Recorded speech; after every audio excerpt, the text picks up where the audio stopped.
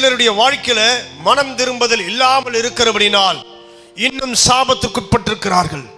இது ஒரு சாபம் தெரியுமா? அப்பா அம்மாவை மரியாதை குறைவா நடத்துறது, கீழ்த்தரமா நடத்துறது, உனக்கு என்ன தெரியும் நடத்துறது, உனக்கெல்லாம் எதுவும் தெரியாதுன்னு சொல்றது, அவர்களை நம்முடைய நாலேஜுக்கு அவங்க இல்லை அப்படின்னு சொல்லி அவங்களை கீழ்த்தரமா நினைக்கிறது, அவர்களை சாபம் விடுவது, அவர்களுக்கு விரோதமா பேசுறது, அவர்களுக்கு கீழ்ப்படியாம இருக்கிறது, தூஷிக்கிறது. இங்க பாருங்க, இதுக்கு எபிரேய மொழியில கலால் என்று பெயர். என்ன பேரு?